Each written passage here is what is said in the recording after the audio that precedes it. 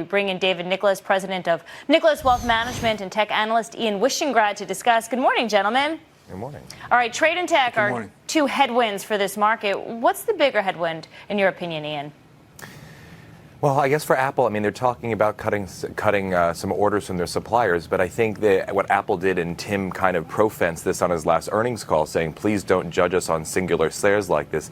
They want to move to a different model because they're starting to be able to get a lot more money from wealthier consumers to spend on their phones. So they want to be able to not be valued in that certain sense. And I think everyone in the entire world manufactures in China. So I think it's hitting everyone the same. So that hits everyone equally. So you're more concerned about tech here and the tech wreck that we've seen on Wall Street the past few months? Well, I think there's a little bit of a difference, though, I have to say. You know, they hold the platforms, Facebook, Twitter, Snapchat, all to this standard of growing users per month, but they're not able to charge more for their service, per se. Apple has a premium product. It's almost a luxury brand. So they can start charging more money and still have a terrific business and make money in their services. So lumping them together is a little unfair. Yeah, well, I'm looking at this tech wreck, and I'm asking because so many of the tech stocks are in or near bear market territory. Well, Morgan Stanley, David, came out with a 6-word reality check in a note to clients yesterday. They said, we're already in a bear market. Do you think that, David?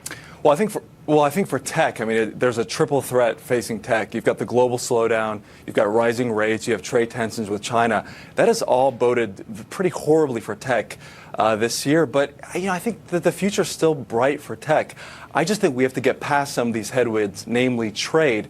If we can get a trade deal with China, I think we'll see tech rally to all-time highs over the next 6 months. So I just think we're maybe valuing the effect that this trade issue has on U.S. tech companies. But companies like Apple, there's still a lot of upside for the stock. I just think we got to get past some of these headwinds that we've seen, namely related to trade. Well, a trade deal with China would turn around this market, Ian. But if we don't get that, what else could turn around this market? Well, I kind of focus on the tech sector, and I've always believed that it's kind of the future of the world. And I do want to separate these kind of companies because Facebook is not affected by the trade so much. They're more of a company that makes their money off advertising, a la Alphabet, and then Apple actually makes hard goods. So I think they're all technically technology, but everything in the world is becoming some sort of technology. So I wouldn't necessarily know where to look from here, but that's where all the exciting growth was coming from. So I think through some M&A or something else is where we could get excitement in the sector. We've been looking for that new leadership to replace the so-called FANG trade. And I wonder, as we look down the pipe and we see regulation coming for these tech companies, what that regulation looks like and how investors would feel about that. David?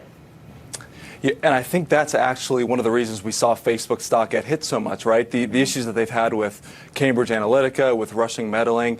Investors are asking, what is the cost going to be to a company like Facebook to actually police these activities on their platform? So I think it's a very real question for investors. Facebook is trying to get ahead of it as much as they can, but there's cost to that. And I think you're going to see that drag on the overall stock price. Yeah, and we are today. Many of the stocks still down in pre-market trading. Another rough day. Fasten your seatbelt, folks. David, Ian, thank you for your perspective this morning. Thank you.